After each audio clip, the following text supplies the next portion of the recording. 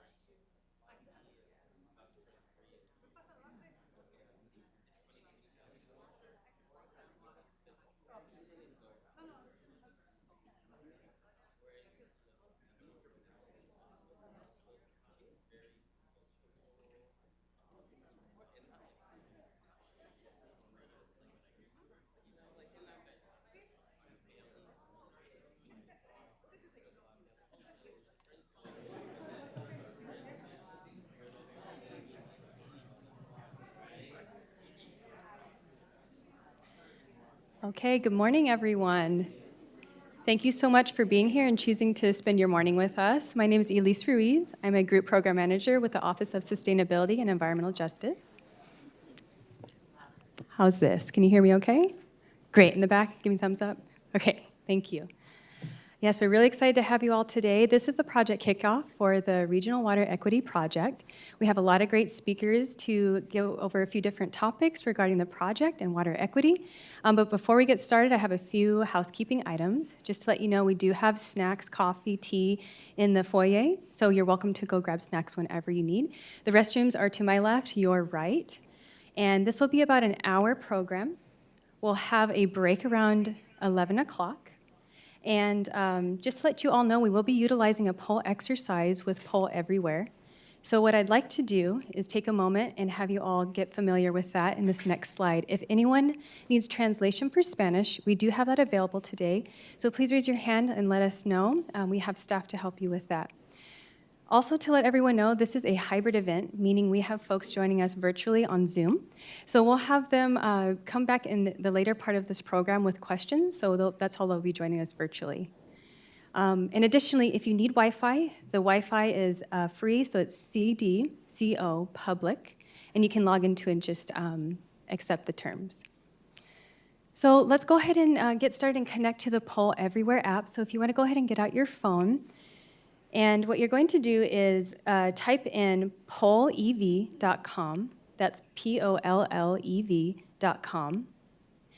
And if you need any assistance with this app, whether you're navigating on your phone or would like additional support, again, please raise your hand and let us know. We have a great staff here today to help support if you have any questions. You will be prompted to put in the password LUEGEOFFICE280. That's LUEGOFFICE 280. And the third step will be to put in your name. You can opt out of this or skip past this point if you don't want to share your name, if you want to remain anonymous. No worries. And again, please let us know if you have any questions or need help connecting. All right, I don't see any questions, so I'm going to go ahead and give us a test here. So we're going to start off easy. I just want to know, how are you feeling this morning? You have a few options here, and let us know how you're feeling.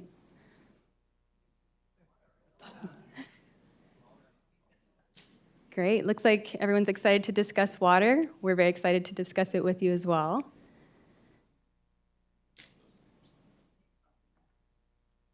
Excellent. Need coffee? I see there's a few folks. Okay, we're growing there. Excellent. Glad to see everyone's doing great and really excited to talk about water. And if you need any coffee, you're in luck. We have plenty of coffee in the lobby. There's also tea available. Great. So it sounds like that's working. So we will be utilizing this throughout the program. You can put your phone down for now, but I will be bringing these slides up to get you familiar when we go back into the polling questions. So right now, I'd like to take a moment and welcome a very special guest we have today with us. We have Chairwoman Nora Vargas of District 1. Supervisor Vargas and her staff initiated this board initiative, so it's very exciting to have them here today and give us their opening remarks. And I'll hand it over to you, Chairwoman. Thank you.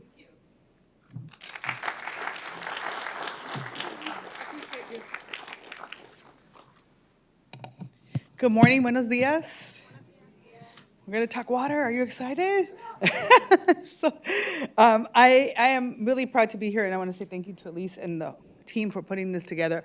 It is really, really exciting to be here at the first Water Assembly for the Regional Water Equity Project, and more importantly, because, you know, I really love when, just so that you know how my brain works, right? There's a lot of stuff going on in the county and all the time. And as we're trying to address some of the critical issues in our communities, sometimes we not only do we work with community members and our county staff and everyone else, but sometimes we come up with these ideas and we're like, we need to really do this. And as someone who was on the other side before as an advocate, I always think about all these politicians, they come up with these ideas and it's like, are they really gonna work? And so for me to be here today and to see that the board letter that I was able to introduce has brought us all here together so that we can have a meeting. And for us, you know, the intention was really for the county to increase its efforts around water access, drought management, and water conservation, and to do it in a unified way where we're actually having a conversation together, because I want to make sure I emphasize that a lot of the work is being done already. And so I want to make sure that you know that I know that all of you are at the forefront of this work. And so I really believe that this conversation is truly important for the development of our region. And again, I want to thank the San Diego County's Office of Sustainability, Environmental Justice, and the Department of Public Works for leading this project. Water is essential for the families in San Diego County, and access to this precious resource is, in my opinion, a fundamental human right. And so it's really important for us that even though we've had we had a lot of rain, and we this past winter, and it's likely that the state of California will continue to see, you know, future droughts, even though we've had a lot of rain. The impact of climate change in our communities is real. And so for me, it's extremely important that as we're looking at these extreme weather conditions that and that are becoming much more frequent for all of us, right? It is critical that the county really take a bigger role and really prioritize what drought management looks like and water infrastructure sustainability, because the strain on water resources will continue to increase and affect all communities, especially those who are disproportionately impacted by water scarcity across the San Diego region. Our frontline, low-income, and communities of color are severely affected by environmental injustices, making them the most vulnerable when it comes to the impacts of future droughts and climate change. And so these longer drought conditions will create direct consequences for low-income communities and communities of color. And so income inequalities continues to be, combined with limited water supply, really threaten the access to affordable water. And they really do impact economic opportunities, and with that also includes food access, right? And so our regional efforts and the work that you're doing to advance equity and address environmental and climate justice is going to lead to community adaptation and resiliency. I think that's really, really key to this work. And so we must continue to work collaboratively and advance these efforts to make sure that we have the well-being of all of our communities. And so the Regional Water Equity Project is really looking to address these issues and to increase the increase of the drought impact, and also really leading with a region-wide effort, which is, I think, critical. We can no longer do this work in silos. And so I am excited about the work that we're going to do, that you all are going to be doing together. The regional drought management and water sustainability practices are going to be driven by 3 guiding principles. The regional collaboration, which is especially considering our region, which is 3.3 million people, right?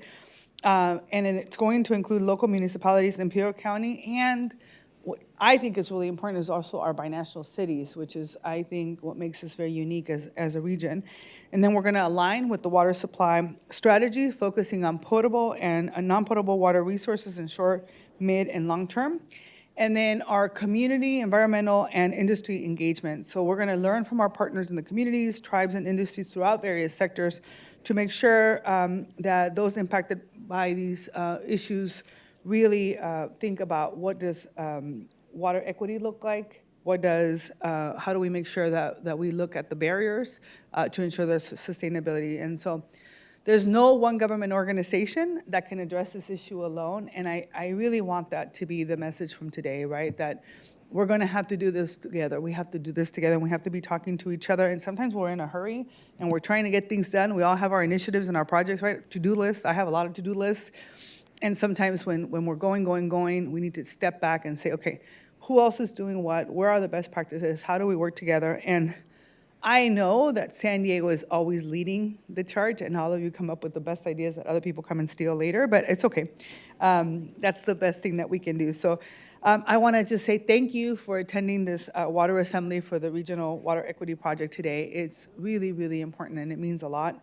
I really do believe that we can continue to work together across sectors with our communities to really find innovative solutions to water management and conservation.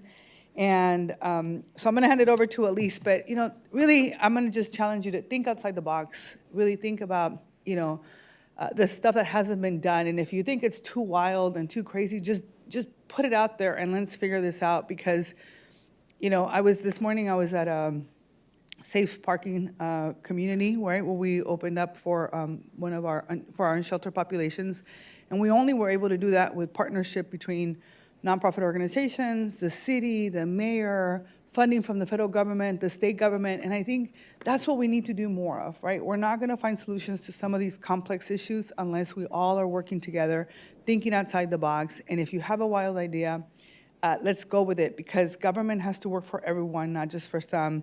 And I know sometimes government is really slow, but we're trying to push it, and we have some really good team members that understand the power of getting things done right now and what that impact is for long-term for our community. So I appreciate you. I'm grateful for all of you. And unfortunately, I have to leave, but my team members will be here. And my office is always available for all of you for any questions that you may have. And so thank you again for having me. Thank you, Elise. And have a wonderful, wonderful, and productive day today.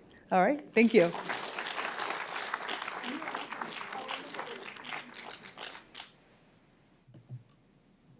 Thank you so much, Supervisor. That was really great. I think a lot of us can really resonate with that message, and it really is a great way to frame our program today.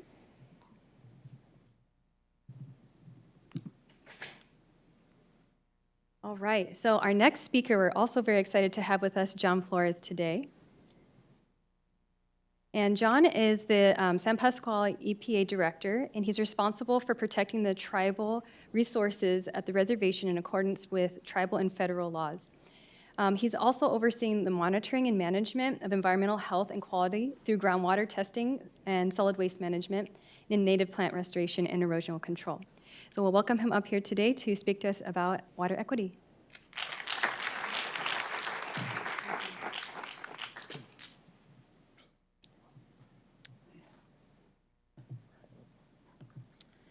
Well, good afternoon, everyone. Thank you for having me. My name is John Flores. That picture you saw of me was from a long time ago. That was about a decade and 2 kids earlier in my life. So I've had the pleasure of working tribal community actually for about 16 years. I started my career with the La Jolla Band of Luiseno Indians and worked there for 5 years before moving on to San Pasqual, where I've been for now 11 years.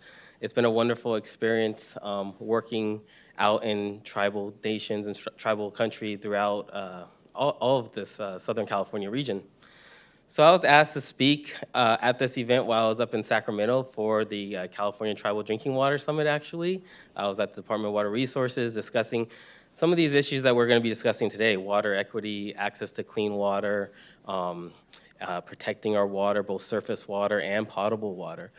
So it was good timing that they called and asked that if I could come, and I said, sure, why not? So here I am, and I want to start with just a little bit about San Pasqual. Some of you may not be aware where we're located. We're up in Valley Center, about 45 minutes from here. The reservation was established in 2010, and we have a small population of about 2,300 residents on the reservation, about 3,100 acres of land, and 450 homes that we service through our own drinking water systems that are federally regulated through the federal EPA. So where are we in San Diego County? It's kind of hard to see on that map, but we're that little kind of up there in the northern part of the county. That's our reservation. That's home for our residents on the reservation. And that's a zoomed in version of our land. So we're a non-contiguous reservation. Some people like to use the term checkerboarded. We don't look like the traditional checkerboarded tribe, but you can see everything in orange is what we consider our trust land. So that's what we have full governmental authority over as tribal government. Everything that is yellow is fee land, which is land in which the tribe has purchased throughout the years and is still under county regulations and policies. Sometimes the tribe will apply to bring this into trust. It's a very lengthy process that we go through with applying to the Department of the Interior. Often takes a decade plus to bring land into trust, so it doesn't happen that often.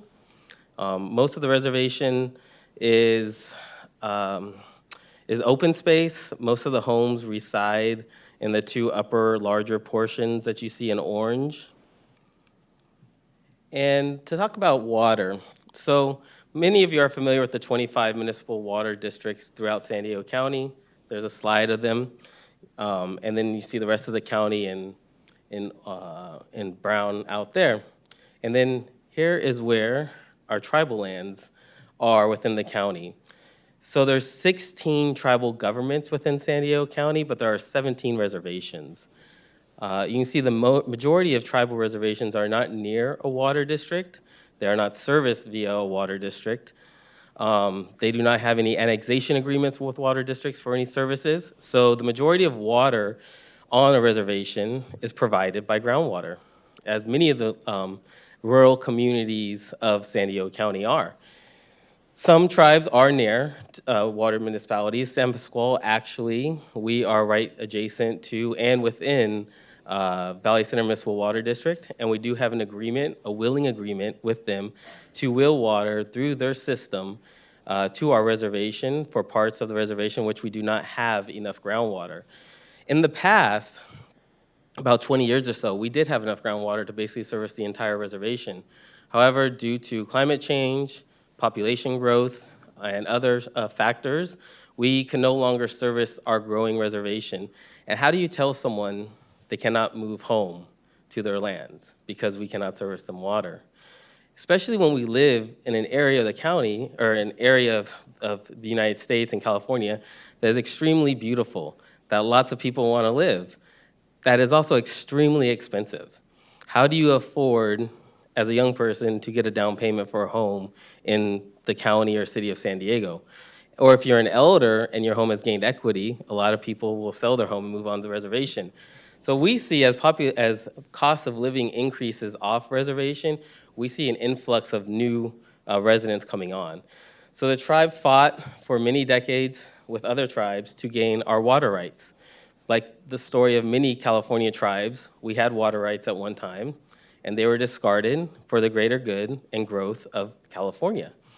So it's great that we're talking about equity today because a lot of California tribal water equity, water issues date back to the creation of California itself and diverting water from the streams or lakes to feed the growing ag or cities of Los Angeles, San Diego, Bay Area.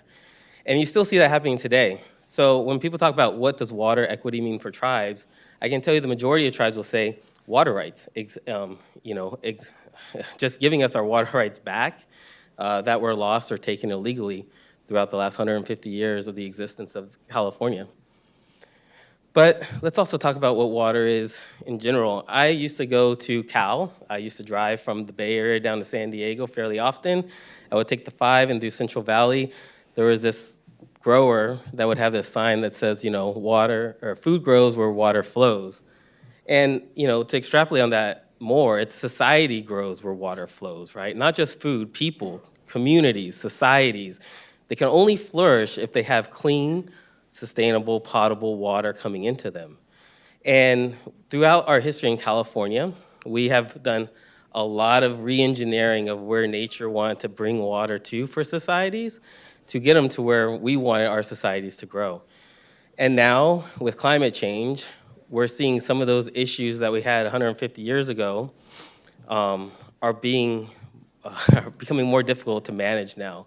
Population growth, ag industry, and then the environment, of course, getting water to the nature that tribes hold so close and dear. So how do we share water equitably amongst everybody? And that's a difficult thing to do. Society is built on a common history, and when we have a history, it's hard to unravel that history and rethink things to accommodate communities of color or underrepresented communities that often were left to wither on the vine. And now that we have less water due to climate change, it's more important that we manage it efficiently.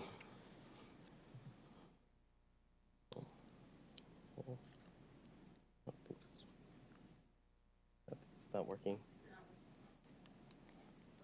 Oh, there you go. Okay. Oh, there you go. Sorry. So zoom into San Pasqual. What do we think about water, and how do we manage it? One thing we think about a lot in the backcountry and at tribal reservations, of course, potable water for our growing population, for our economy, and then surface water for the nature, the plants, the animals that are so important for the cultural aspects of tribal people. But also I want to touch on wastewater.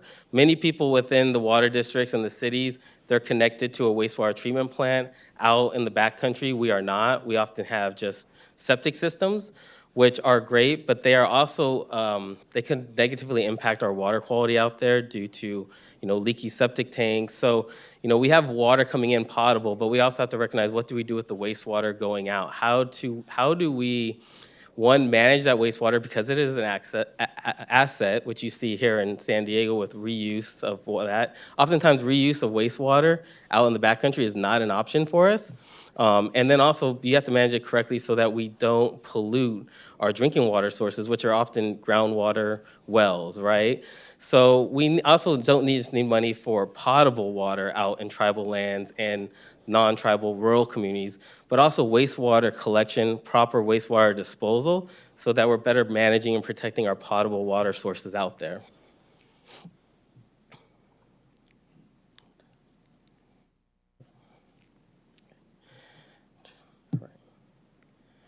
So some of the things that San Pasqual has uncertainty of for water going forward are similar to here: climate change, natural disaster, population growth.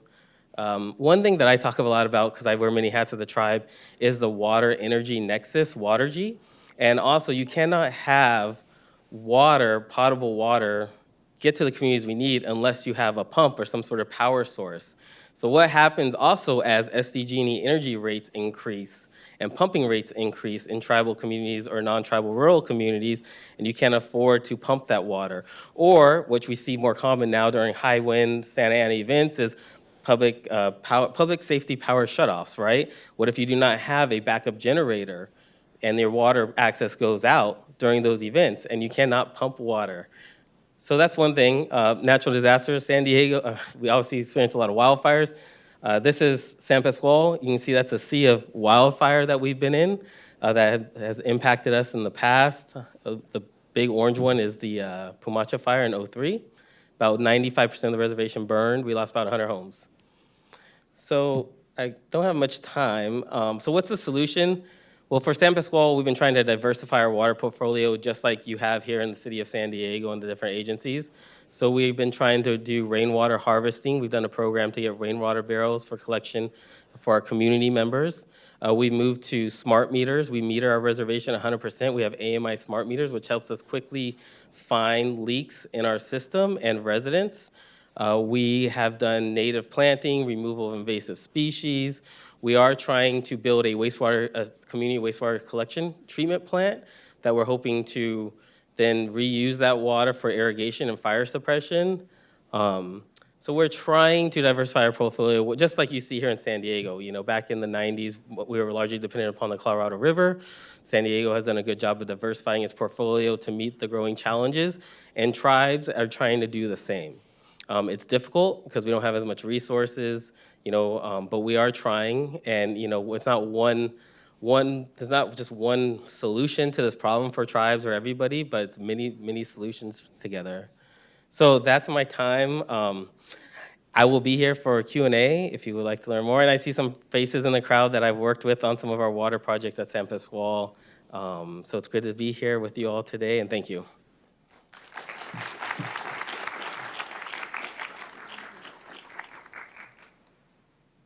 Thank you so much, John. We really appreciate you sharing all those thoughts with us. And now I'll be speaking on some more details about the project itself. Again, my name is Elise Ruiz. I am a project manager with OSEJ, or Office of Sustainability and Environmental Justice. This is a newly established office within the Land Use and Environment Executive Office itself. So this is a very exciting time for us as we are growing. So to give you some more context about this project, in September last year of 22, the County Board of Supervisors wanted to take a proactive approach to drought management. At the time, the state drought was at a different status. Yes, we've had a lot of great rain. We had a lot of interesting atmospheric river experiences this past winter, and we'll talk about that as well. But we wanted to understand more holistically what is happening in our region. So as Chairwoman Vargas went over a little bit of the details about this project, I'll give you a little more. As she mentioned, this is about regional collaboration. This is also a binational project itself, so we will be assessing what our neighbors are doing to the south in border cities as well as Imperial County. We will be looking for solutions to adapt to a hotter, drier future. And there's also going to be different financial investments needed for resilience in those approaches to reduce risks and impacts that are made worse by extreme weather impacts. I'm going to go over the scope of this project, and we've broken it up into 3 different categories. And to start, the first one, water sustainability. So this will include stormwater capture and reuse at county parks and facilities, water diversion capture and reuse on county roads and highways, and researching what other jurisdictions are doing as far as graywater use is concerned. And also we'll be identifying risks, opportunities, and incentives for sustainable agriculture. Next, we'll be looking at affordable housing stormwater capture. And so what this means is that we're going to be looking for incentives to develop and implement designs for stormwater capture in affordable housing units. And financial risks and investments. So this will be looking at the risks caused by extreme weather, as well as investments needed for resilience. As you can imagine, we have a very robust stakeholder list because water affects all life. It's a very precious resource. So as we were developing our stakeholder list and trying to identify how we can categorize everyone, we came up with these 10 different buckets. So we could do better outreach and understand what our region needs in all our different communities to the south and to the east and Imperial, and really try to begin this holistic approach. So here's a little bit of a background of the county team behind this project. So as I mentioned, we have OSCJ, and we were focusing more on the regional communities in that perspective of the scope in the regional area. And also we have Department of Public Works, and they're focusing more on the unincorporated county areas. And to give you a little bit more of a visual here, I'm going to show you how that scope that I just went over is going to be applied. I have a laser here that's not working. Okay, I'll just Vanna White it then. So the San Diego County region is where we'll be applying that scope. So that's more of a technical focus. And to the south and the east and Imperial and the border cities, that'll be more of the holistic approach where we're trying to understand what communities are doing as far as response to extreme weather impacts. Are there any type of systems in place for drought response? And really starting the conversation about what water equity means to all of those communities. So finally, I'd like to take a little bit of time to go over the project timeline and what to expect. There is a lot here, but it's a very quick-moving project. It's a year timeline. As I mentioned, we had the board direction in September of last year, and today, where the green arrow is, we're all here at the kickoff on April 26th. Very excited to have you all here. And then we'll be going into the next phase of outreach. We will be doing and hosting a virtual special topic workshop series, and that'll occur over the course of June to August. And that'll be focusing on different topics associated with water equity and also the topics associated with the scope itself. So this is leading up to a 6-month update in June where we will go to the board and give a general update about where we're at with this project. As I mentioned, this is a year-long project. So at this point, we would be going to the board and giving them a general update about outreach and what we've done so far. At this time, we wouldn't be disseminating the results of the technical assessment at that time, just more of a general check-in. Then we'll be leading up to a second water assembly similar to this, and this is where we will be bringing everyone together again to actually disseminate those results. And that'll be a very exciting time because at that moment we would be introducing the final deliverable of this project, or a comprehensive report called the Regional Water Equity Report.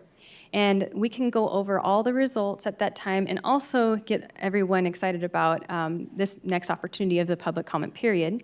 And that would include the time frame through October, which will lead to our ultimate closeout of this project to go back to the board in December, and then we'll report all the findings at that time.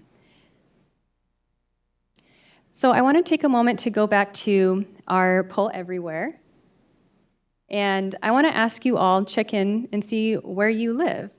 So there's a few different options, and we just want to get to know you better and see where you live and where you're coming from today. So at this time, you can bring out your phone if you need to reconnect. At the very top line there, you can reconnect to the pollev.com if you need to, and utilize the LUEG Office 280 login. So let us know where you're from. And also keep in mind, we have a lot of folks joining us virtually, so it'll be interesting to see where everyone's coming in today. Excellent. We have a lot of folks in San Diego County. Great. And also thank you for those joining from Baja, Orange County, Los Angeles. That's really great. I'll let a few more come in. Okay, great. Well, I'm glad to have everyone here. It's really great to see we have everyone responding. So I'll have another option right here for us to go over. Okay, there we go. All right, so actually, this is not the right slide. I'm so sorry. I'm going to back up here. Great, give me 1 second here. Okay, so yes, this is the right slide. I'm so sorry. This is a question I have for you to lead into our next speaker. So as you can see, the question asks, what fraction of San Diego County's water supply comes from outside San Diego County? So give us your best guess with the options we provided, and we'll see what your responses are. And don't worry, this is not going to be a quiz. We're just trying to understand where you're at, and we're going to have a next speaker come up and go over more detail in a technical sense. So we're seeing the majority of more than 70. That's great.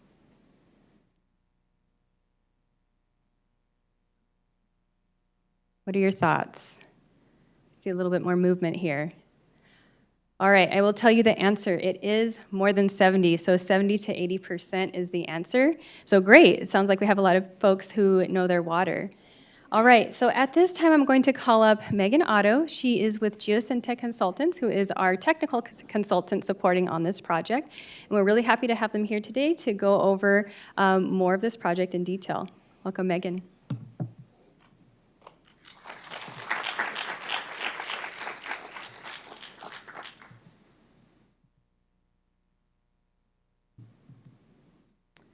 Hello, thank you so much, Elise. I'm really happy to be here today. This is very exciting. So yes, I am Megan Otto with Geosyntec. We're helping the county out with the Regional Water Equity Project. On this slide, I just want to first acknowledge some of our contributing team members. We have Refocus, DMAX engineers, 3I Strategies, and Nettleton Strategies, and UCSD, who I'll get to in a minute. But we have several of these folks in the audience today, so hopefully you have a chance to connect. So today I'll be highlighting the findings from the preliminary literature review that has been conducted by a team in the UCSD Department of Urban Studies and Planning. This work has been led by J.B. Hines and Dr. Amy Lerner, as well as many of their students are also here today, so thank you in advance. So first, we're just going to step into kind of a brief note on what the new normal is, and it's been mentioned already in terms of weather extremes. But UCSD is really framing this around increased variability and volatility. So variability meaning longer dry and wet periods, and volatility meaning stronger storms in those wet periods. And we saw this past year, has been mentioned. We were in a very long drought, if you can remember last fall when this project was actually brought by board letter. Everybody was checking the drought monitor. It was in the news, very big deal. And then this past winter, we had more atmospheric rivers than ever, or sorry, not than ever, but in recent history. It was a very wet winter, and so we saw a lot of extremes in a very short time period, just within the last calendar year. And so there was a lot of conversation around how much water and rain we got this past winter. It's great, we're getting rain, this is great for water supply, but the problem there really is that our infrastructure is not it's not designed to capture these fast, heavy storms. And a decent amount of it does end up bypassing our storage systems. So despite these large rain events, we definitely want to keep an eye toward holding water for when we're not getting rain. And the water authorities here, and they're going to talk more on this topic, but we just wanted to provide kind of an introduction up front. So on top of the variability and volatility, ambient temperature has also increased, and it's expected to increase both on average and at peaks. And this has many impacts, but focusing on water supply, higher evaporation rates lead to increased losses from surface storage and conveyance facilities, losing more of that valuable water. An example of a solution being considered is the proposal to install solar panels over irrigation canals to reduce evaporation and provide energy benefits. There's a pilot project up in the Central Valley, just as one example of a solution that has been proposed. The snowpack, secondly, which we rely on as part of our water supply portfolio as kind of a frozen reservoir per se, is also impacted as warming temperatures cause more precipitation to fall as rain rather than snow. And then this reduces the extent and depth of the snowpack. So in combination, this leads to negative impacts to water supply and additional challenges to our storage systems. So the question is really, what do we do about it, and how should those decisions be made? This is a very big question, and the next set of slides introduces 5 literature review areas looking at drought-related impacts. And so this is the work that UCSD has just started doing, and we'll walk through those now. Physical and human health are impacted by drought. Health impacts tend to be slow to develop and often unrecognized. This is different than other sorts of natural disasters, like floods and earthquakes, where those impacts are more sudden and obvious. There could be business-related financial and emotional pressure on farmers, not knowing if there will be enough water or if they'll be able to afford it. During the emergency restrictions in 2015 and 2016, when the San Diego County Housing Commission stopped outdoor landscape irrigation, the loss of trees and plants became the #1 resident complaint, and UCSD has done a lot of work in this area. Examples of other potential health impacts could include things like airborne and dust-related disease and vector-borne disease. For example, folks may be capturing water on their property without adequate mosquito controls. Next is food access and security, specifically focusing on impacts of drought on local agriculture. So for context, locally there are just over 5,000 farms where 70% operate on less than 10 acres. So there's a very high number of small farms in a single county. So it's a big stakeholder group. And this group is still the #1 producer of avocados in California. So not only are there a lot of farms, but they're impactful statewide and beyond. And so UCSD has found that as water rates have risen, county agricultural production has declined. For example, in the past 10 years, an estimated 1 million orchard trees have been lost in the Fallbrook and Rainbow water districts alone. And then statewide, the production of irrigated crops has also decreased. Direct economic impacts from crop revenue losses totaled $1.3 billion in 2021 and $1.7 billion in 2022. UCSD is finding that the primary impact of drought on housing costs really comes through the multifaceted impact of more frequent and damaging wildfires. So periods of drought essentially dry out fuel for these fires, such as grasses and trees, making them more flammable. So there's a higher likelihood of ignition, and then when it is started, spread. And the most direct impact is the physical loss of housing, of course, but also persistently rising rents have been observed in areas affected by fires. And this was observed in both Sonoma County and Santa Rosa following those fires. The rising cost of insurance and increasingly the loss of coverage in fire-prone areas is also affecting housing costs and housing feasibility. And while understandable from the perspective of insurers, this does put more California households at risk of economic disruption. And then lastly, state policies discouraging development in wildfire-prone areas limits the amount of area available for new housing units, putting more pressure on prices.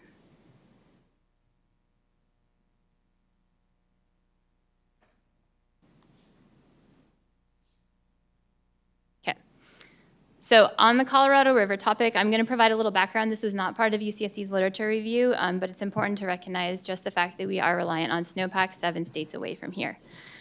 So the Colorado River flows 1,400 miles from the Rocky Mountains to the Gulf of California. On its way, it delivers water to 7 U.S. states, 2 Mexican states, and many Native American tribes and communities. The river is fed by snowpack, which we mentioned as before serves as a frozen reservoir for those downstream, but it's subject to the same variability, volatility, and heat impacts that we mentioned up front. So circling back to Elise's poll question, 70% of the county's water is imported, roughly, and of this, the majority of it is from the Colorado River. So when we look at drought, we want to be sure to look at it from a regional perspective, because water shortage in the Colorado River Basin also affects our water supply here. And granted, the Water Authority and the member agencies have done a great job of diversifying supply, but we do want to just recognize that the Colorado River itself is a major chunk of that supply still currently. And historically, it's been a very reliable source. But in 2021, the first shortage was declared, and there have been ongoing discussions at the federal level about potential actions coming out of that moving forward. So there's uncertainty there. And then circling back to UCSD's lit review, they did find that this uncertainty could lead to potentially increased water costs. For example, if additional adaptive measures are needed to offset reduced supply, which then also could have cost implications. And also limits on non-essential water use may be possible. So potentially similar restrictions for non-functional or ornamental turf that went into effect last year during the emergency drought restrictions. So big picture, there's a lot of unknowns here and something to keep in mind when we do explore potential solutions. So since investments are clearly needed to improve water supply resilience and reliability to counteract the impacts we just walked through, the question of this project is really how do we look at it with a lens toward equity and affordability. An example of an equity consideration is that it's documented that water shutoffs tend to cluster in low-income areas as the poorest are more affected by rising water costs. Looking at affordability, federal funds are available through the federal infrastructure bill and other measures, and they may be able to support capital costs for some supply improvements, but other investment strategies will still be needed to address other things like rising operating costs and rates. And so potential solutions for there could be things like leak detection, which was mentioned previously, conservation, grant support for smaller communities, strategic partnerships. So just trying to, essentially, as has been mentioned, putting everything on the table from the beginning. And so the Regional Water Equity Report will be assessing how to address the impacts that UCSD has started looking into and identify where enhancements to the current water sustainability strategies can be made with that lens toward equity and innovation. And thank you. With that, I'll turn it back to Elise.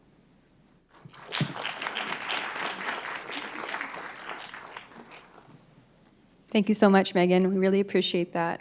So at this time, we're getting pretty close to our break. And what we would like to do is just let you know we'll have about a 10-minute break, but also during this time, as you stretch your legs and just walk around or do whatever you'd like, don't go too far because we do have Jeff Stevenson with the San Diego County Water Authority joining us as the next presenter. But we will have the next slide up with a word cloud with poll everywhere. And the question will be, what does water equity mean to you? So as you're taking your break, think about what that means. If you could give us a few responses in a few words. It could mean anything from natural resource management, recreation, water quality. We'd really like to hear your thoughts on that. Additionally, if you do need any help or assistance with your phone, we also have additional iPads to log in so you can participate in this polling exercise. So do please just let us know. I'll go ahead and put this up here. This is the word cloud, and I'll let you all go for a break for 10 minutes. And I'll give us a reminder when we'll be coming back in. Thank you.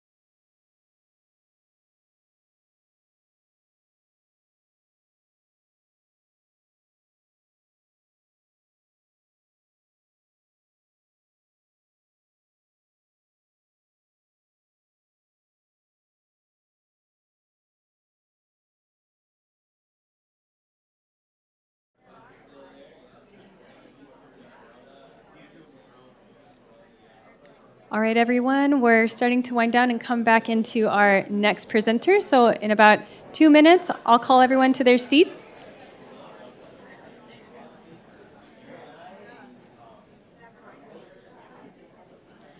And while everyone is finishing up their conversations and coming back to their seats, I'll take a moment to reflect what we have on the board here. Again, thank you for everyone who is joining us virtually.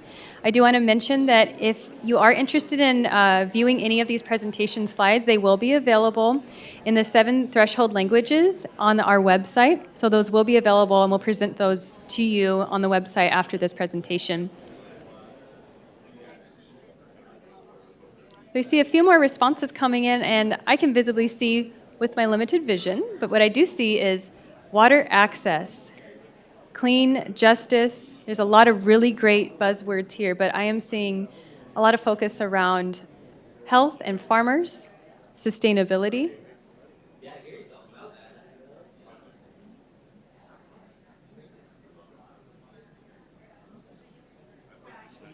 We're really happy to hear this feedback as well. This is very valuable for us because this is starting a new conversation about what water equity means. What does that definition mean to all of our communities? Because it means something different to everyone. If everybody could please take their seats, we are ready to get started. Thank you.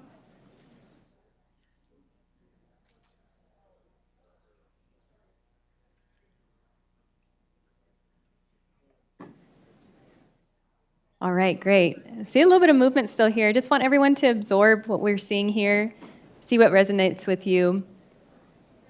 And again, we're getting a lot of responses from our virtual folks as well, so we really appreciate that everyone has given us this feedback. This will be something that we will be utilizing throughout the course of this project, and we'll continue to ask this question. So we really want to explore this definition through the variety of our communities in the binational component, also Imperial County as well. So there will be more to come on this, but as we can see right now, a snapshot, access to water, clean environment. We have agriculture, farmers, sustainable and affordable. Great, thank you. All right, so let's go ahead and get started for our next presenter. We have Jeff Stevenson with the San Diego County Water Authority with us today, and he's going to give us some background about the drought status and the general background of the organization itself. Welcome, Jeff.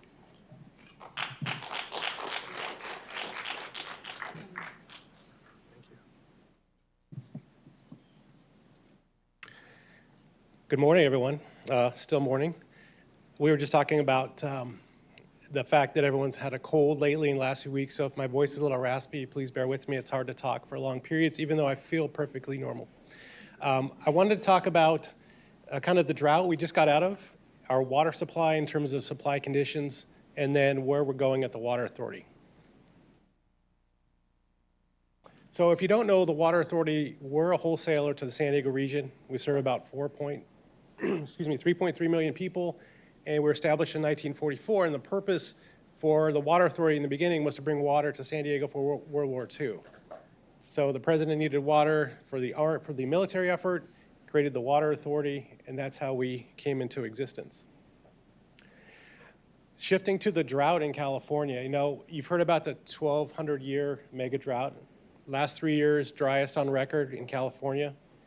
And the weather is becoming more extreme. This weather whiplash from dry and hot to cold, and we had a really cool and rainy January, February, March, and even April, last couple of days, we've had cool weather. And when it's really cool, that really impacts water demands.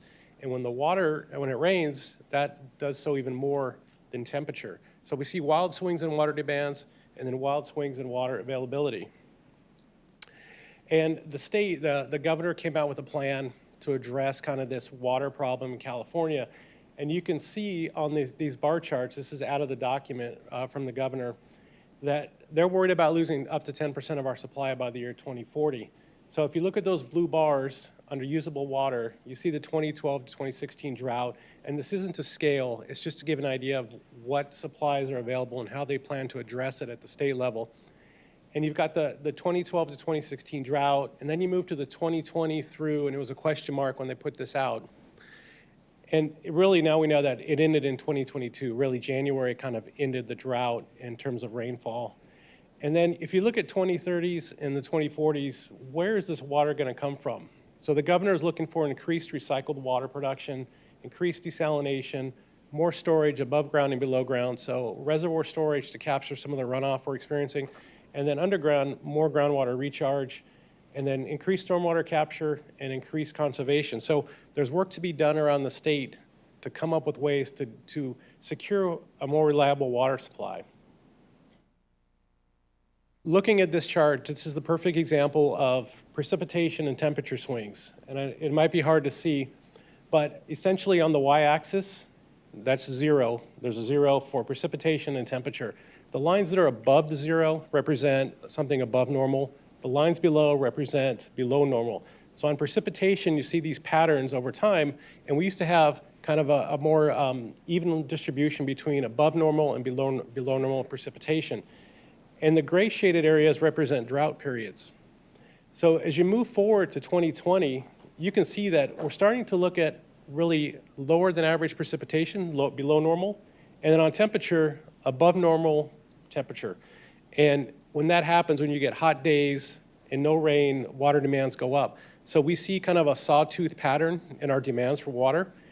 We don't really have 2 wet years in a row. And when I say wet, you can see the precipitation bars, but those aren't necessarily what we would consider wet. This year that we're in now, the last 3 months, those are really wet years that really impact water supply. If it's 110% of normal on precipitation, we're not going to see a big swing. When you get to 150, 160% in precipitation, then you're going to see these big swings. So looking ahead to the next few years, chances are we're going to be dry again. We're going to be moving right out of this wet 3-month period into a dry period. Temperature long term, though, it looks like it's trending up, and that will increase demands for water in California. So drought responses from around the state. You know, the governor issued multiple emergency proclamations and executive orders over that period.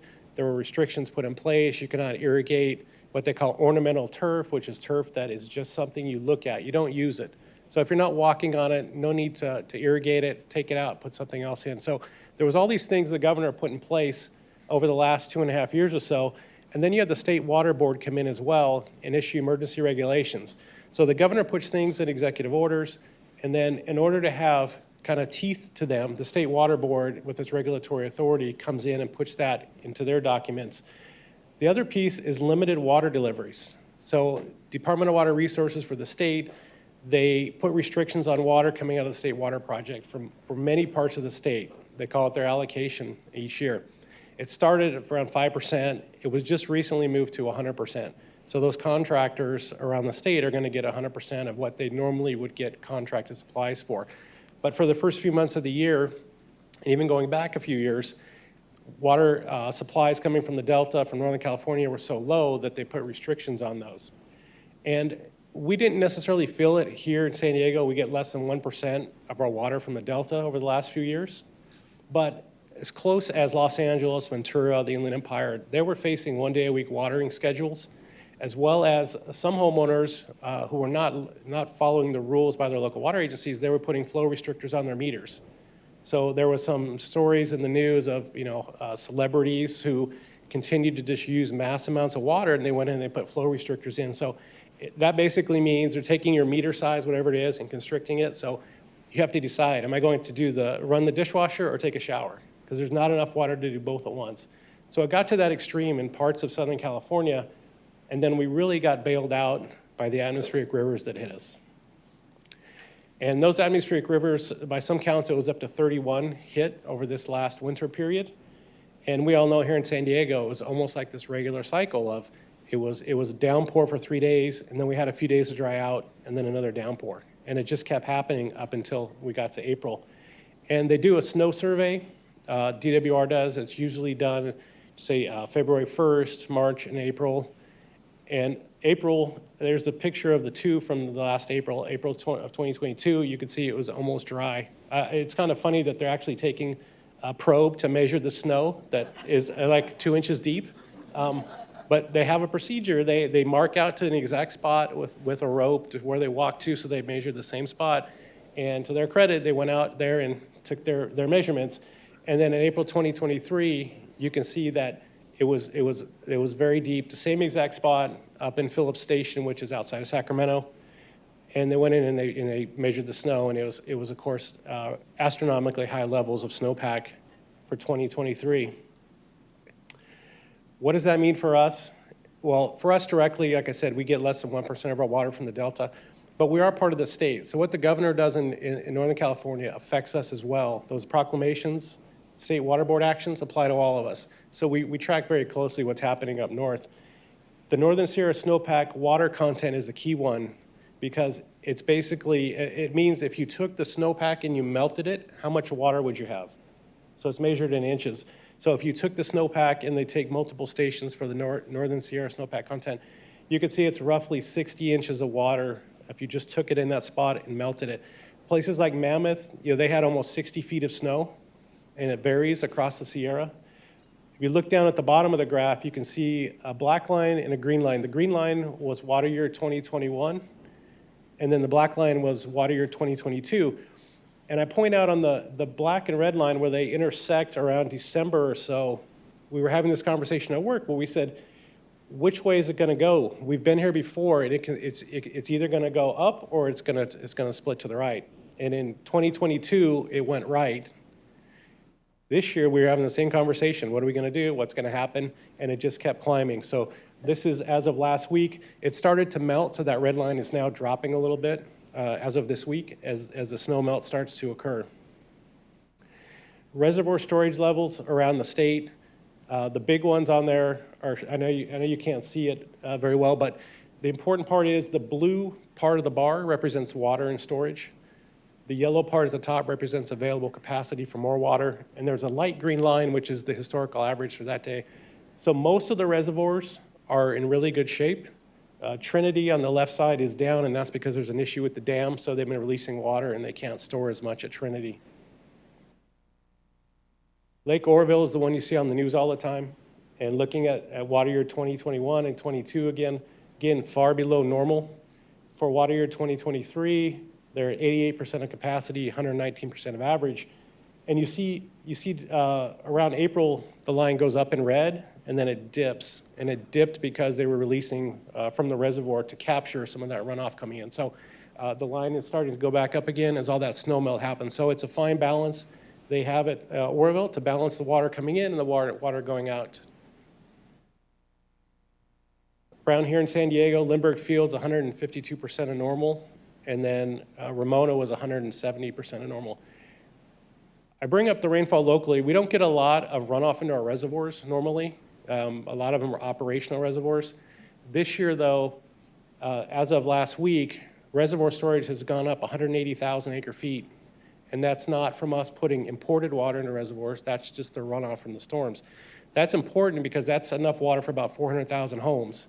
And usually we do not see that much here. We may use 40,000 acre feet from reservoirs in a year, maybe less. But if you have 180,000 acre feet coming in, the local water agencies are going to use that water this year and next year because it's free to them. In other words, they don't have to buy it from the water authority. So the reservoirs are up, but over the next year or so, they'll start to drop back down. Shifting to the Colorado River Basin, there's a lot happening in the Colorado River Basin. We get about 70% of that imported water coming in is from the Colorado River. The IID transfer stuff that we have, the canal lining water, that's water that we was lost to seepage. We lined the canals with concrete so that water was no longer lost, and then we bring it to San Diego. We also paid for on-farm conservation in Imperial Valley, so that essentially it was a supply that was not being used, it was being lost. We took those actions to bring that water to San Diego. So Imperial IID, Imperial Irrigation District, is getting the same amount of water. We just went out and paid for these projects to conserve that water and bring it to San Diego. And I think that's going to be what you're going to see a lot of on the Colorado River in the future is the on-farm conservation, making changes to farming practices, maybe rotation, crop rotations, different things. But as of now, precipitation in the basin, it was 127% of normal. Snowpack's 157% of normal. And they're expecting the inflow into Lake Powell, so you have Lake Powell up north and then Lake Mead down below, that it's going to be 151% of normal runoff, which the estimate is it should raise Lake Mead by about 20 feet. Lake Mead's down hundreds of feet, so this is by no means a fix, but it is nice to get an increase of 20 feet when it's been dropping the last 20 years. So Powell is 23% full and Mead is 28% full.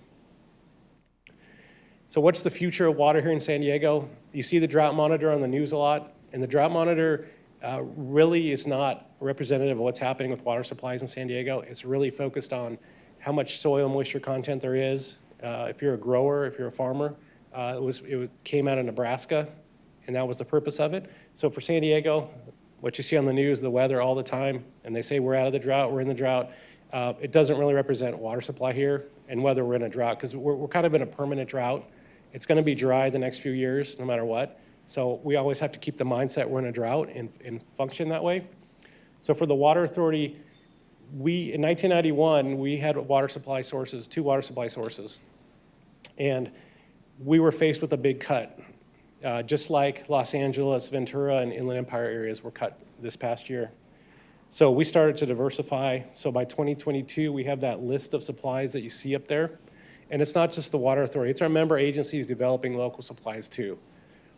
When you look ahead to 2045, you have an additional purple bar at the bottom, and that's the potable reuse projects coming online. So continuing to expand the supply sources, demands will also increase slowly over time just because of increased the economics of it, more people moving to the area, but not necessarily driven by people, but more driven by housing and businesses and that sort of thing. That's what's driving the increase in water demand long term.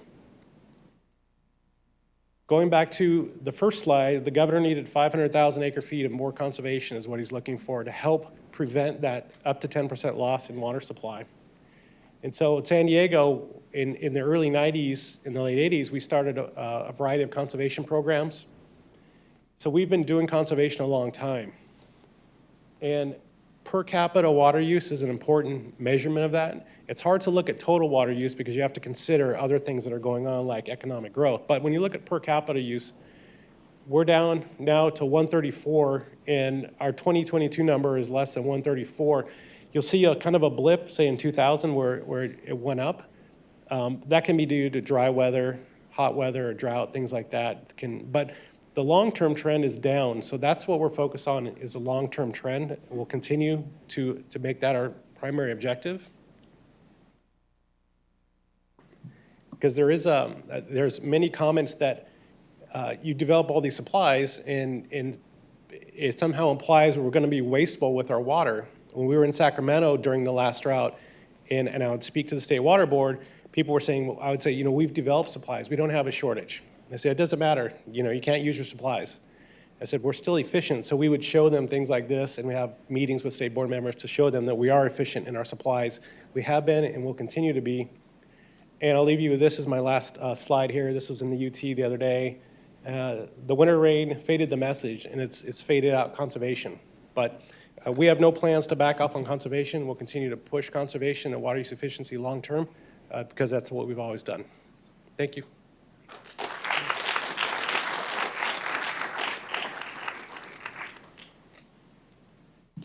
Thank you so much. Really appreciate that.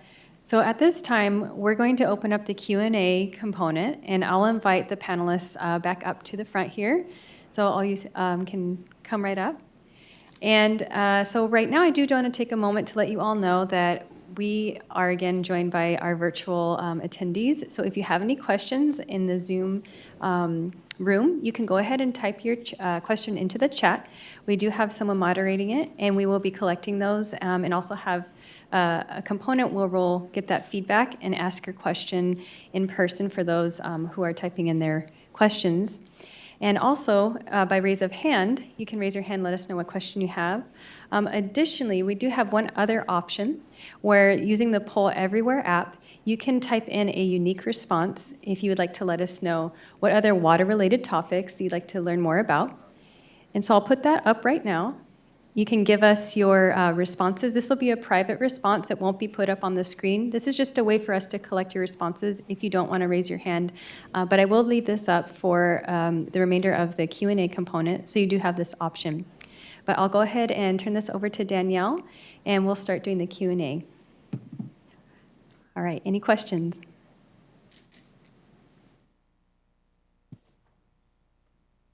There's a chair for you. Hi, everyone. So again, we're going to be taking questions here from the live audience as well as from our virtual audience. We appreciate everyone's patience as we go back and forth between the two audiences. So the way we're going to do this is we're going to ask that you raise your hands here in the audience. We are going to start with our live audience. And Chris is going to walk around with a mic, and then you'll ask your question, we'll get an answer. Because we know that this is the part you've all been waiting for, you have a lot of questions, we do ask that you keep your question to 1 minute so that we can be sure that everybody has a chance. And then we will circle back to you if you have additional questions. So, Chris, I'm going to start over here with the lady with the check jacket.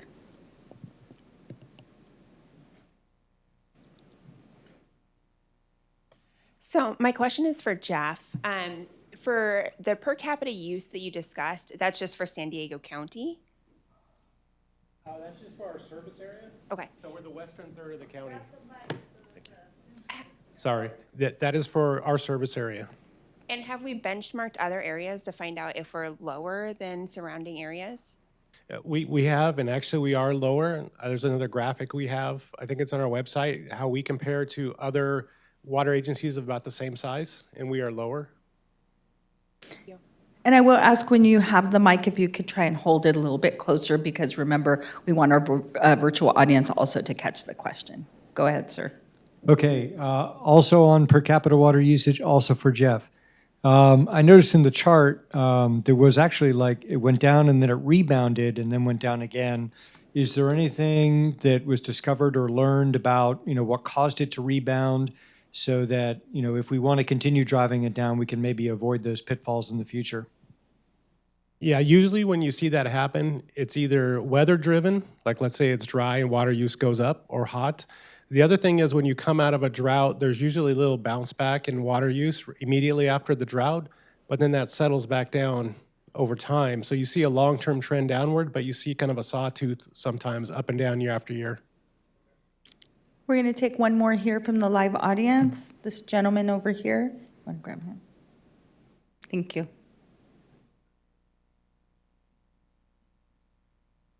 Thank you. My name is Rick Carey. I'm an avocado grower up in the Rainbow District, Gopher Canyon Road area. Just follow up on this per capita use. I'm not sure that's the right metric. I have 1,200 trees, 2007 Delta smelt decision. I had to take out 400 trees, 30% mandatory water cuts. Those were USDA certified organic. They've never come back.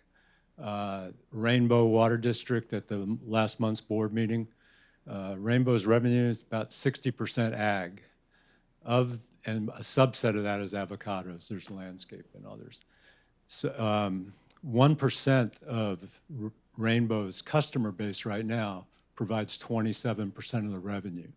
And if it wasn't for this totally unforecast rain event, there'd be many more growers leaving. I think the UC data here about loss of trees and all these other things. So my question for the Water Authority is to go back on storage. Lake Hodges Dam.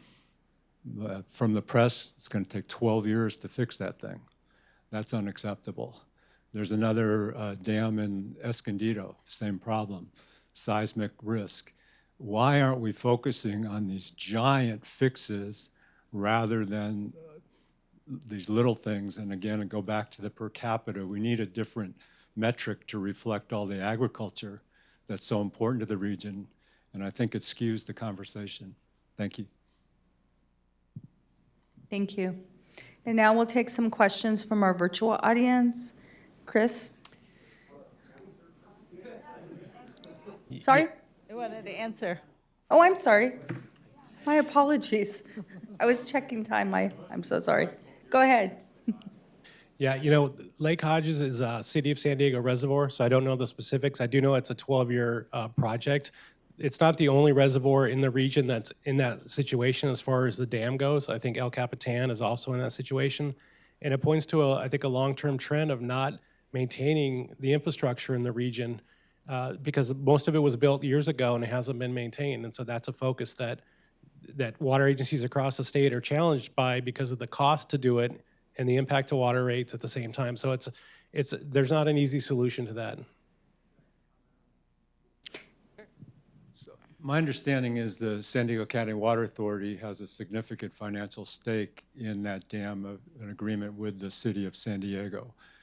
There's also the hydroelectric plant up there, which is now offline for 12 years, that the Water Authority, I understand, has billed San Diego $2.5 million for lost revenue. So as a small guy out there, ratepayer, taxpayer, I see these agencies fighting with each other. It makes no sense. The dam is 104 years old, so where's everybody been for the last 50 years? This thing didn't fall apart overnight. It's not like there was an earthquake. Thank you. And now we'll go to the virtual audience. Okay. From an equity perspective, what is being done to assess the condition of the water delivery system, particularly to communities like City Heights, Southeast, Chula Vista, El Cajon, to avoid catastrophes like Flint, Michigan?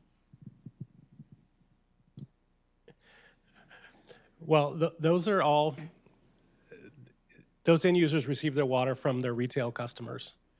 And I can only comment on the Water Authority's infrastructure programs that we have. And we have a very robust asset management program to make sure that our pipelines are functioning and in shape. In terms of what happens at the retail level, it's really a question for the City of San Diego or, say, Sweetwater Authority down at that level. And then a second question is, could you describe how the project will interact with water officials in Tijuana and Baja? What do we know to date about water projections and policy there?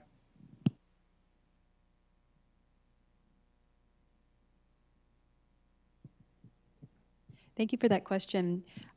This component of the project, we are exploring binational water equity pieces. However, we are working with a subconsultant who has connections, and we're able to make those authentic connections with local and federal water agencies. So the second part of the question is, as far as rates go or any other type of metrics, we are working with those individuals as well to get more feedback from them and with the support of the subcontractor. So there will be more to follow with that. So thank you for that question. That would be coming out more in the final report, the Regional Water Equity Report.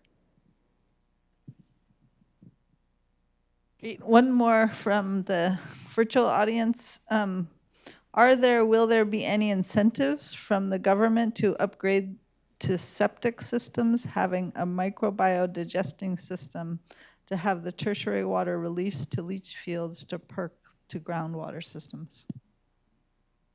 I can start with that, and then I'll hand it to DPW. So speaking from OSCJ and DPW, we're partnering on this project to start this conversation regionally wide. So as far as initiatives go, this is something where we're exploring more of a holistic approach. And the scope itself that I had mentioned in the slide, where we have those 3 types of buckets, that'll be the exploratory technical piece.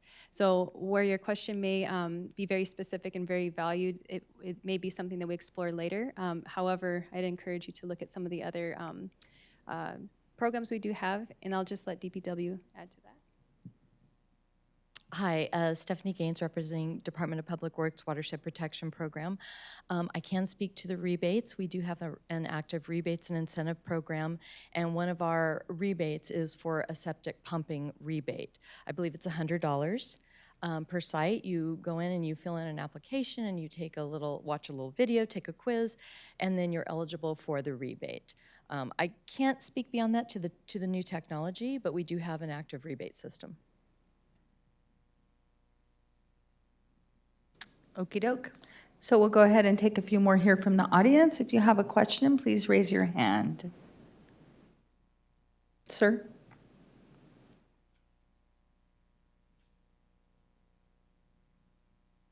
I'm a San Diego County homeowner and have an acre of land and have made some of the mistakes you've talked about. I try very hard to be sustainable, and so I've done a bit of landscaping to put everything into a pond, and then the pond got mosquitoes, and then I had to actually filled in the pond because it was too much trouble. So I'm interested in gray water recycling, but that's a whole thing of its own. And I'm wondering, I know there's some guidelines out there, but I feel like it could go a lot further as far as like swales versus putting things in ponds. Like, what are the best ways of doing groundwater recapture? What are the best ways of using your gray water? And then, people get excited about composting toilets and things like that, but there's a whole bacterial problem there, right? So would love to see some kind of a manual of best practices, not to mention more extensive rebates for that kind of thing if the county could afford it. Thank you. Any comment or follow-up from the panel on that? No, that is a really good comment, and I would point you to our Department of Environmental Health and Water Quality for gray water. They do have some, as you noted, some best practices on their website that we can look at. But good comments about the best management practices and where we could look at other opportunities. Have you provided us your contact information? If you can do that, we can get back to you individually too. Yeah, that'd be great. Thank you.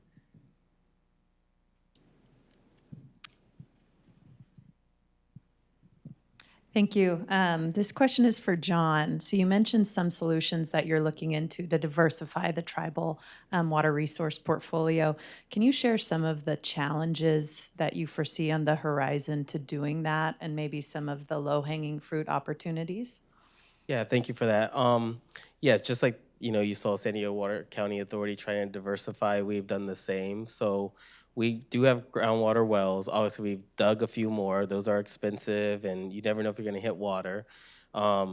We are doing reclaimed water on the reservation. So the tribe does have a hotel and casino with a wastewater treatment plant that treats to tertiary standards. And we did get funding actually from the San Diego IRMP, Prop 84 funds back in the day. And we piped a purple pipeline from our wastewater treatment plant on the casino side into the reservation. And we're using that for irrigation like you see down here in the city of San Diego, along our government buildings, beautification type projects along roads on the reservation. And also we got with fire department, and we actually infilled where we had some holes for fire suppression and put some purple hydrants on our reservation. We're doing rainwater barrels. One thing, the last gentleman that talked about the mosquito issues, some people went a step further with rainwater collection, and they've actually purchased a septic tank. But instead of using it for wastewater, they buried it and used it to capture rainwater. So then they just put a pump, like a small pool pump, back into the tank to get it. So then that takes care of your mosquito problem. It takes care of evaporation issues, right? Because it's it's buried in the ground. So that's something. And I don't know what we're a tribal nation, so our regulations are very different than the city and county. So you might want to check with your local government agency on that one. But it's just that's all they're doing. They're dropping a 1,200 or 1,500 gallon precast concrete tank in the ground and capturing a rainwater that they then pump out. We've done a lot of native planting on the reservation. You come on the reservation, we don't have grassy areas like here, like ornamental grass. So yeah, we've done a lot of that. And then just a lot of community outreach and education on water, not wasting it.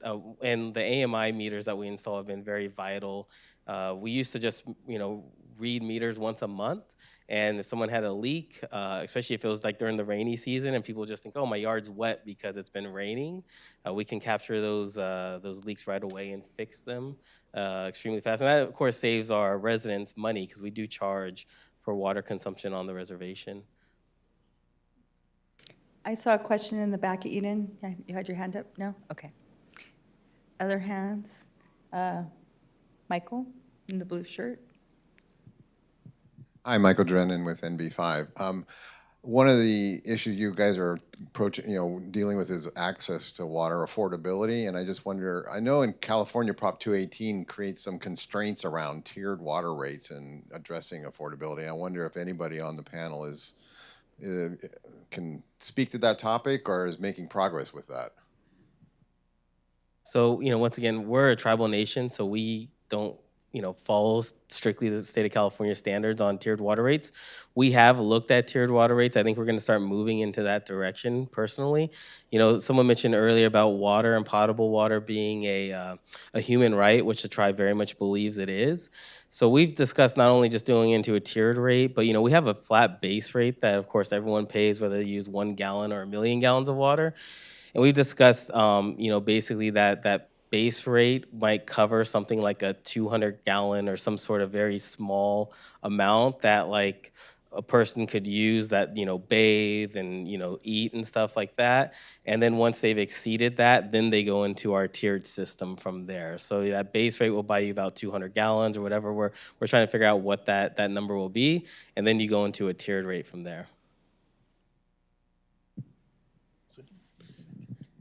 Well, just to add to, Prop 218 really makes it difficult to do a lot of things, and you have to do a cost of service study on your water rates every time. Other things you can do outside of that, here in San Diego, we work to get $25 million from the state to use towards people who are having a hard time paying their water bills. And then other things, we refunded $90 million from a lawsuit to our member agencies so they could use that for rate relief. And then we refinanced debt. We have a lot of debt.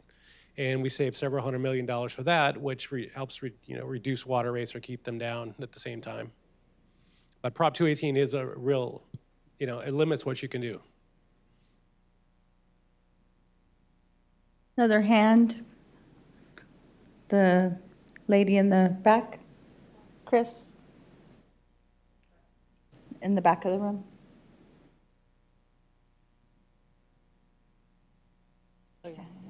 Sorry.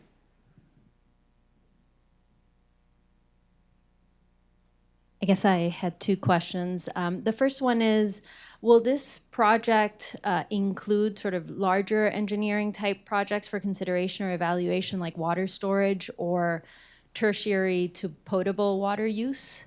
And then the second question, and I guess both of these are for Lise, this is a regional equity question, and most of our water is coming outside of the state. So how are we going to incorporate equity from those other water sources? How are we going to include those regions? Thank you. Yeah, great questions. Thank you.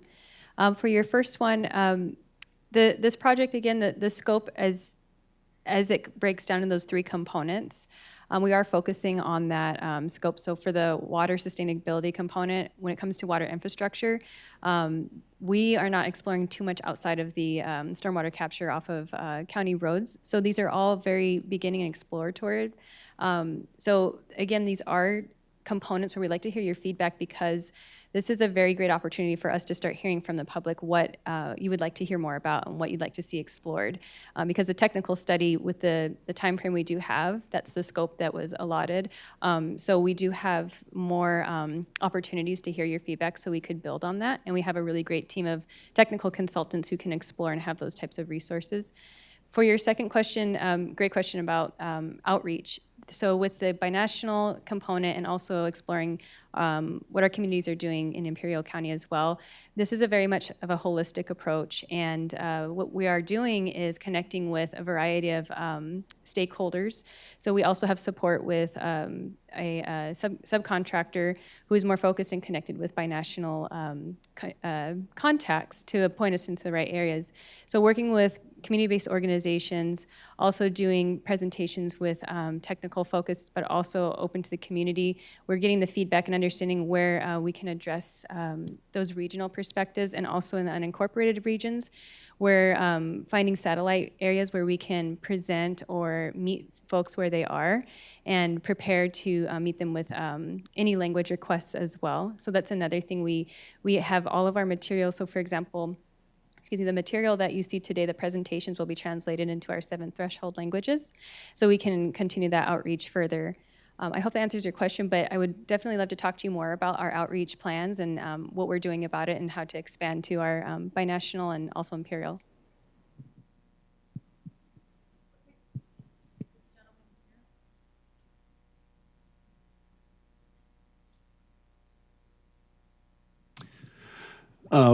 We heard about conservation being a continuing need, and one of the highest priorities is the capturing of stormwater.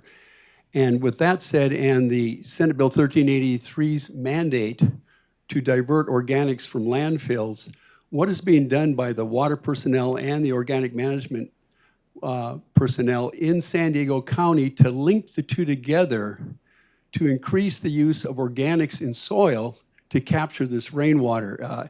Research shows that 1% increase in organic matter will increase the water holding capacity per acre by 16,500 gallons. That's a 1% increase.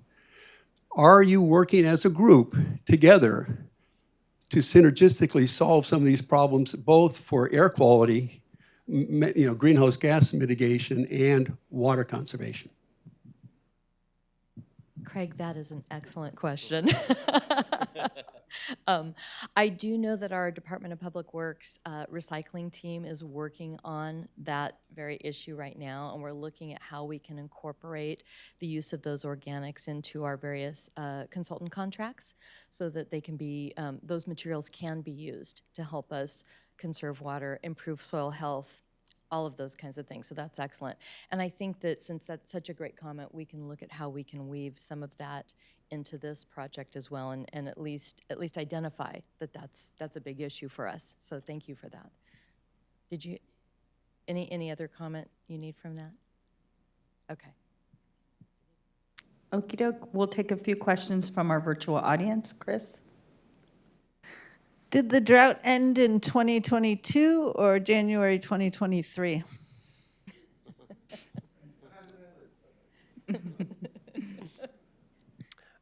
I would say we're out of drought conditions as of, the first big atmospheric river, which was pretty much January.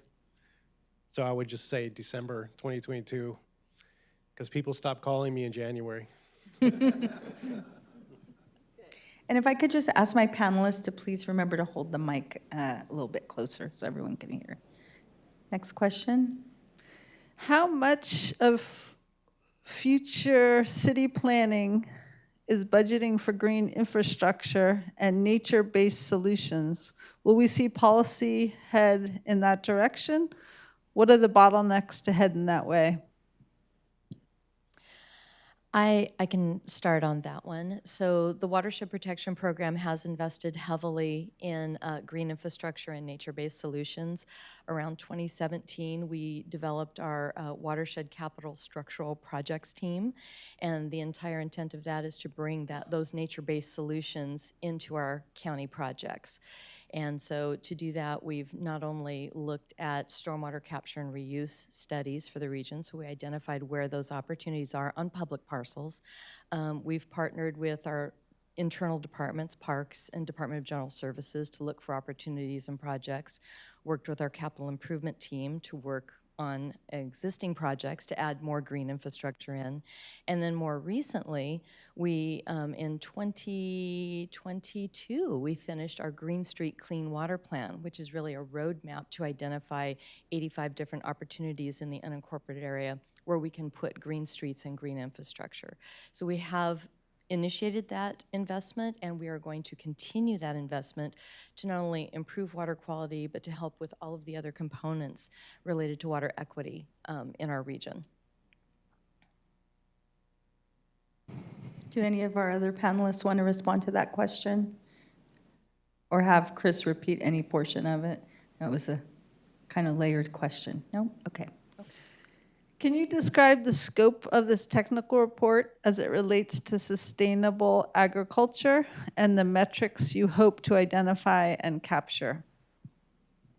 Yes, I can start that off. And great question. So we'd like to acknowledge that sustainable agriculture is a very big topic within itself. By no means is it to be overlooked with the other part of the scope of the work. However, we are connecting with a variety of stakeholders and hearing from our local farming communities and trying to really reach to understand what type of feedback they have for us. We're also connecting with a variety of stakeholders on a national level.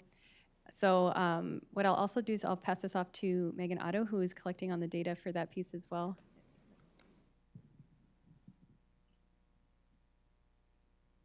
Yeah, thanks. Great question. As Elise mentioned, we have a whole list of stakeholders we're planning to reach out to. And the things we're going to be looking for sustainable agriculture are really where can AI be implemented to help save water? Things like looking at evaporation controls. So the question about making watering more efficient and kind of trying to fill the gaps that I know the farmers have been thinking about for years and years. But how can policy kind of come to match where the needs are in the most efficient way possible? If that answers the question. And this, I just want to ask this question. I think you already spoke to it. It's for Mr. Flores, but in case there's anything else you want to add. Have the Indian tribes considered encouraging rainwater storage and gray water harvesting to help offset municipal tie-in needs? Yeah, obviously we have. A lot have, like I said, rainwater barrels. One thing we've also been doing to capture some stormwater, at least on our reservation, is constructed wetlands on the reservation, especially around our park that we have on the reservation or other areas. We've been doing some small wetlands to capture stormwater. One of the issues we have, not just tribal reservations, but people in the backcountry, is we don't have a stormwater collection network like you do in the city, right? It just, runs off to the local streams and rivers, which is great because the streams and rivers need that. But we don't really have capacity to collect large volumes of rainwater and divert it like maybe, the city of San Diego or Chula Vista or other cities have. Maybe we might see that going forward as more funding comes available for that. And maybe that's something that tribes and neighboring communities can work together on, because it's an issue we face, especially this last year with how much rain we got. We did actually, San Pasqual did kind of have a stormwater collection system, but it is now gone. It was the Escondido Canal, which was an above surface line canal, which was part of a tribal rights water settlement where they illegally were diverting water off multiple reservations, and it was above ground canal, and all that rainwater would collect into the canal. Part of that settlement is the above ground canal has now been underground, so that's went away. I know Vista and Escondido liked it because that was free rainwater going into the canal that then went into Lake Wolford and downstream from there. But that's something I think the tribes are looking into, is how we can better collect rainwater on our reservation streets and buildings. Thank you. So now we'll take some more questions from here from the live audience. Ma'am.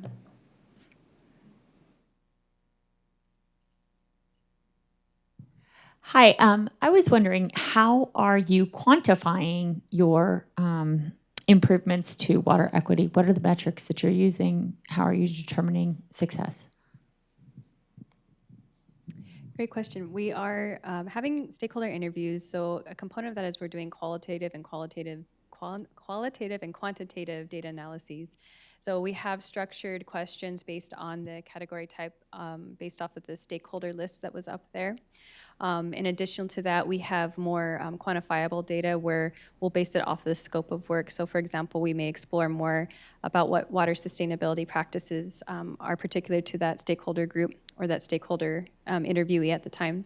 So they can elaborate and explore those on a rating system and let us know what their experience is. And then we also have the questions developed as well based off of more of their background, and the metrics we're trying to achieve with all of this is really to understand and let them tell us what water equity means to them. So also from the binational component as well, we want this to be open-ended. We want this to continue. And I had mentioned in my presentation that we'll ask the question, what does water equity mean to you, throughout a different variety of outreach components. So that may be on our engagement website. We'll have virtual workshops as well. And we're continuing to ask this question in our stakeholder interviews. So it will come and be collected in that comprehensive report as well. And the metrics, we are still elaborating on what exactly that means from both those data perspectives. And I think that about covers it, unless Megan, you'd like to add anything.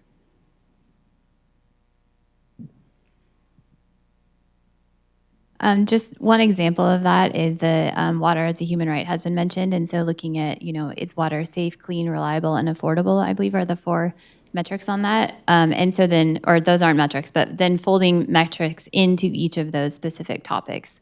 So we could look at, connectivity between the different water district deliveries. So which water districts have, more sources of water than others, that becomes basically a resilience consideration.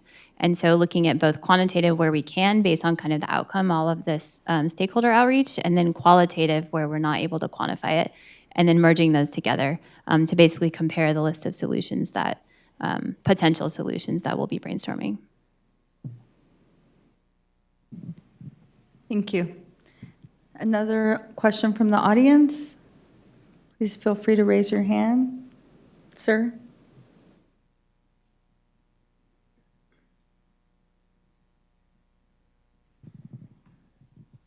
Thank you.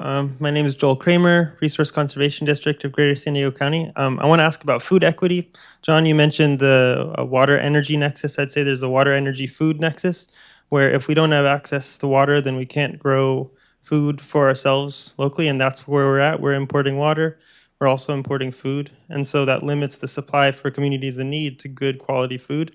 And I'm wondering, because these are large institutions, like the county, are there considerations to incentivize farm-to-institution programs to purchase food locally from farmers who have responsible practices for managing their water? And I ask that because most counties in the state are primarily agricultural water use, and urban water use is a minor part, but here we have transitioned to becoming primarily urban, and so we need to cultivate that relationship between our city and the farms that it depends on.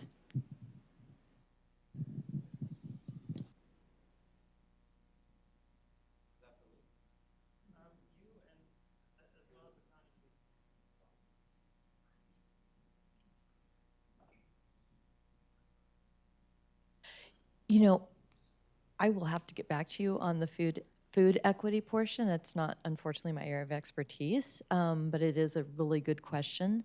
I don't know if you want to add anything to that. We can get your contact.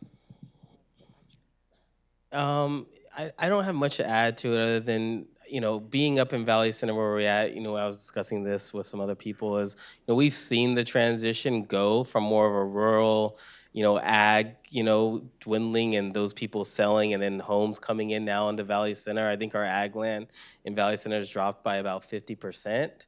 And we've seen, large housing developments go. I know the tribe's position is they want to support ag, at least at San Pasqual. Our chairman has a saying of keep it country, keep it rural out here in Valley Center. I think a lot of our neighbors feel the same way. One thing the tribe has discussed doing if we get into a wastewater treatment plant like we've talked about, treating that reclaimed water to a high enough level and then, reselling it possibly or sending it down to neighboring farm and ag if possible. Now that's some, bureaucratic red tape the tribe would have to work out with probably the county and all that, because you're going from federal lands, federal regulations to non-federal lands and treating it to a certain standard.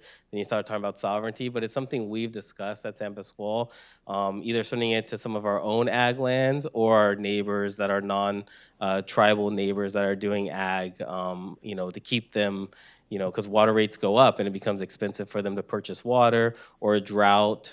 So that's something that we are interested in doing and see it as a way to recover costs when it comes to our wastewater treatment plant O&M, and also to help keep people's farms and businesses alive around us.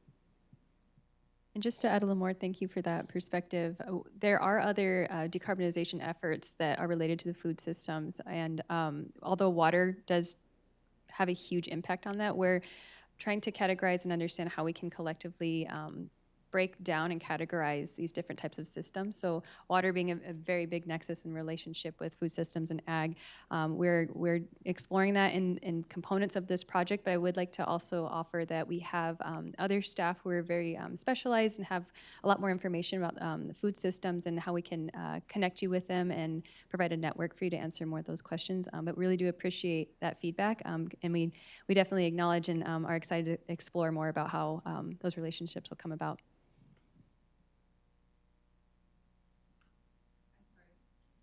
So we only have a couple of more minutes. We're going to take another question from our virtual audience. And I do apologize because I know you all have lots and lots of questions. You will have opportunities to email us. We will have future events, which Elise will talk about more as we close out the meeting. Chris, do we have something from our virtual audience? Yep, there was a comment, but I'll just turn it into a question.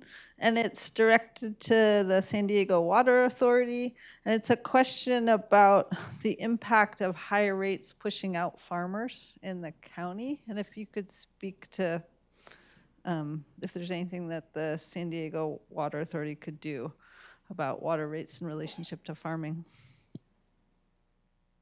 You know, water rates are a challenge everywhere. Inflation alone is a challenge. And the Water Authority offers a program, permanent special agricultural water rate program, where we offer water to ag growers at a discounted price. So that's one of the ways that we're helping the agricultural industry by reducing the price for those customers. Okay. A question about there's the 12594 connector project has had significant groundwater that will affect the project. Is there a plan to pump out and use that water?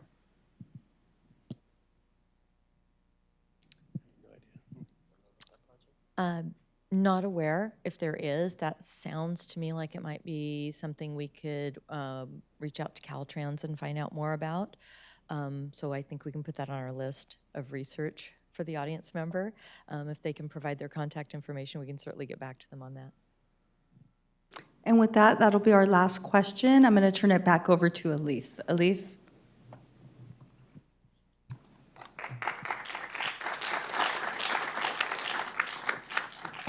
Thank you to our panelists. We really appreciate your time and also all the questions. As Danielle mentioned, we have had the poll everywhere up, so that was an opportunity to give us any feedback. We will get back to you. Additionally, I'll put up our email as well for OSCJ in a moment here of how you can connect with us. But as we close out today, again, we appreciate your participation, you being here today, because we can't do these projects without our communities. So it is very valued, and we want to hear from you. So what I'd like to show you right now is that our continued outreach plan, I had mentioned earlier that we will be hosting virtual workshops on special topic focus areas that would be exploring more about the scope of this project. So that would include areas of water sustainability, especially sustainable agriculture. And we want to hear more from you if these are areas you'd like to explore more about. And that'll be leading up to the closing water assembly. I had mentioned what we have here today. We'll have a second one as a closeout, and that'll be an opportunity for us to go over the results of the project. So we want to keep you along with us through the next course of this project through the end of the year. And then we'll have the public comment period on the Regional Water Equity Report during that time through September to October. And again, the board hearing, just a reminder, we'll have that in December. So that's the whole goal leading up to that for the key milestones. So again, just want to thank you all so much for your time today. We hope you enjoyed this program. We really appreciate your time and our presenters today. We have a lot to explore. This is a very important topic. And I'd like to leave you with this. If you can reach us at osej@sdcounty.ca.gov if you have any questions. Please keep in mind that our website, the san diego county.gov/OSCJ. That will be giving a lot of updates about this project, how you can stay involved with all of those outreach components that I mentioned. So we'll keep you up to date. But again, please reach out to us if you have any questions today. And thank you all so much. Have a great day.